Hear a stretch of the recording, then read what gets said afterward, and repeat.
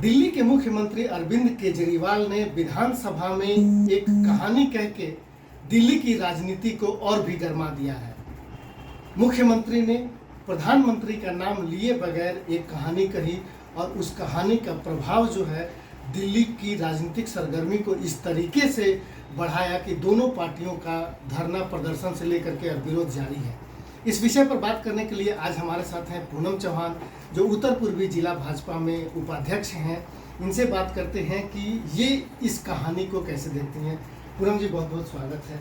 आपने वो कहानी सुनी जो मुख्यमंत्री अरविंद केजरीवाल ने विधानसभा में कही? जी बिल्कुल सुनी, और जिस तरह से वो कहानी कह रहे थे, विधानसभा का विशेष सत्र बुलाकर उस जनता के पैसे को और मूल्य समय को जो उन्होंने नष्ट किया, इस कहानी को बार बार विधानसभा में, मोदी जी की 2 बार तो विधानसभा में खुद देखने गई, तो वहाँ जाके पता चला कि अरविंद केजरीवाल जी के पास दिल्ली की जनता को लेके, दिल्ली के विकास को लेके कोई मुद्दा नहीं होता, कोई सवाल नहीं होता। वो केवल और केवल प्रधानमंत्री जी के ऊपर टिप्पणी करने के लिए लगे रहते हैं उसमें। जबकि शराब का जो घोटाला हुआ है, अगर वो दोषी हैं और अगर वो दोषी हैं तो उनके ऊपर जांच अगर रखी है तो डरना नहीं चाहिए।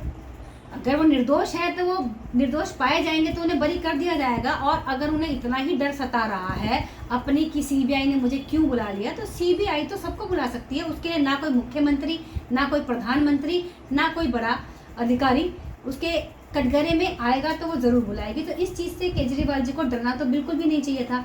खिसियानी बिल्ली खंबा नोचे, ये वो वाली बात हो रही है, क्योंकि अब उनके जो एक दिल्ली का बेटा, दिल्ली का मुख्यमंत्री, उसके ऊपर बात आई और अब जनता को उनका दोहरा चरित्र पता चल गया कि कैसे दिल्ली का बेटा, जो उन्हें अच्छी शिक्षा देने के नाम पर शराब परोस रहा था, नई शराब नीति बनाकर अपने ही लोगों को उसमें इन्वॉल्व कर घूसखोरी खाकर इस नई शराब नीति में जो चेंजेस किए गए कि आय सीमा तय कर दी गई और जो ड्राई डे थे वो बढ़ा दिए गए, सारा प्रॉफिट अपने पास रख लिया गया, अपने ही लोगों को इसको बनाने के लिए दे दिया गया। तो कहीं ना कहीं रिश्वत लेके नई शराब नीति उन्होंने बनाई, तो ये बहुत बड़ा घोटाला है। जबकि आपको जनता के लिए, उनके हित के लिए काम करना चाहिए था। जो पहले शराब नीति थी वो चल रही थी, तो उसको बदलने की क्यों आवश्यकता पड़ी? आवश्यकता इसलिए पड़ी, अरविंद केजरीवाल जी को फंड चाहिए था अपने पंजाब के चुनाव के लिए और अपनी राजनीतिक इच्छाओं को बढ़ाना चाहते हैं, विस्तार करना चाहते हैं।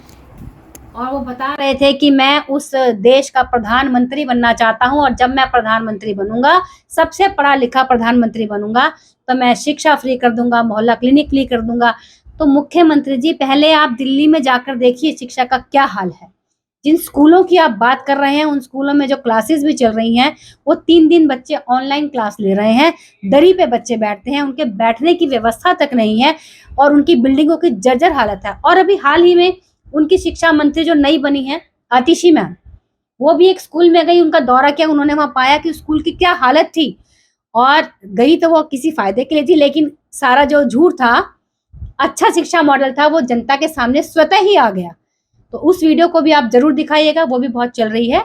तो दिल्ली में शिक्षा का बहुत बुरा हाल है। और जिन मोहल्ला क्लिनिकों की वो बात कर रहे हैं अपने उस भाषण में कि एक पढ़े लिखे राज्य, एक पढ़ा लिखा मुख्यमंत्री एक राज्य का मुख्यमंत्री बना और उसने वहाँ की शिक्षा सुधार दी, वहाँ के मोहल्ला क्लिनिक सुधार दिए, वो लोगों को बिजली पानी फ्री देने लगा।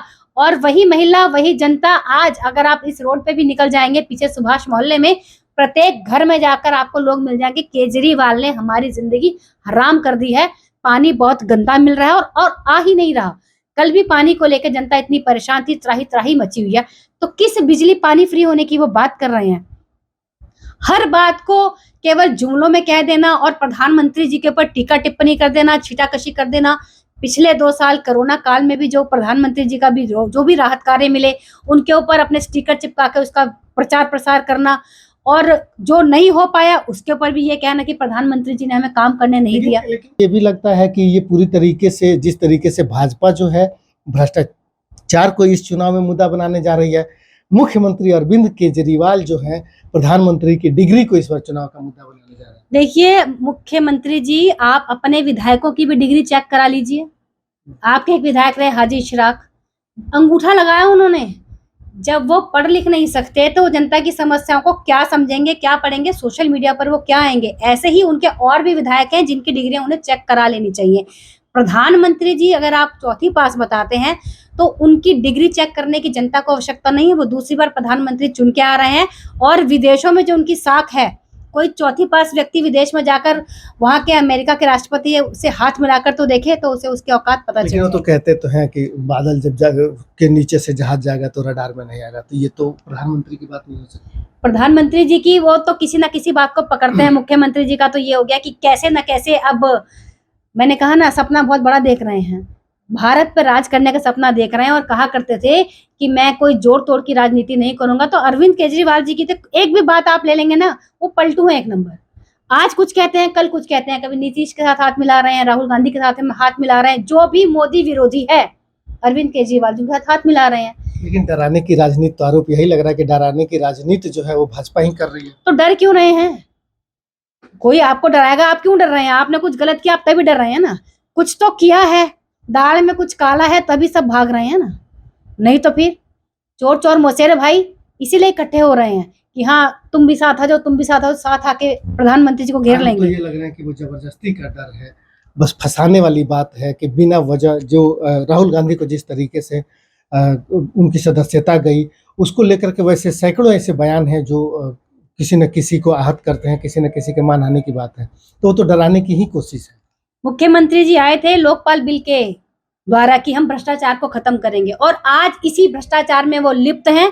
और प्रधानमंत्री जी कह रहे हैं कि वो भ्रष्टाचारियों का दमन करके मानेंगे। तो धीरे धीरे एक एक करके सारे भ्रष्टाचारी उनके ऊपर शिकंजा कसता रहेगा और सारे भ्रष्टाचारी जेल जाएंगे। आपको लग रहा है कि अरविंद केजरीवाल भारतीय जनता पार्टी के लिए एक राजनीतिक चुनौती बनते जा रहे हैं? राजनीतिक चुनौती भारतीय जनता पार्टी को अरविंद केजरीवाल जी से कोई डर नहीं है। जनता अरविंद केजरीवाल की सच्चाई जान चुकी है। जो बात वो विधानसभा में खड़े होकर कह रहे हैं, बाहर आके क्यों नहीं कहते? पब्लिक में मंच बनाए। इसलिए तो डर रहे हैं ना कि भाजपा जो है उनको उठा के बंद कर देगी। अरे जहाँ सच्चाई होगी वहां डर नहीं होना चाहिए ना। डर रहे हैं क्योंकि वो गलत कह रहे हैं। शिक्षा आपके व्यवहार को दर्शाती है, आपको संस्कारी बनाती है, अहंकारहीन बनाती है।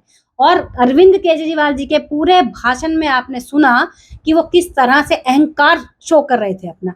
तो अहंकार का तो दमन होना भी चाहिए और जनता इसका जवाब देगी। प्रधानमंत्री जी को हमने चुना है, जनता ने चुना है, 140 करोड़ भारतीयों ने चुना है। तो कोई किसी के कान में जाके तो नहीं कहा जाके चुपचाप उनको वोट दे दीजिए। जनता काम देखती है, इसलिए वो दोबारा चुन के आए और तीसरी बार भी मोदी जी ही प्रधानमंत्री बन के आएंगे, ऐसा पूर्ण विश्वास है। बहुत बहुत धन्यवाद। तो ये थी पूनम चौहान, जिनका कहना था कि जनता सब समझती है, आप भी समझते हैं, आप सब समझते हैं, चाहे वो बात सदन के अंदर की हो, चाहे वो सदन में बयान के रूप में हो, या फिर कहानी के रूप में, या फिर सदन के बाहर हो जो किसी बयान के रूप में हो, या किसी रैली के संबोधन के रूप में है। जनता सब समझती है, सब देखती है और चुनावों में अपने समझ और विवेक का प्रयोग भी करती है।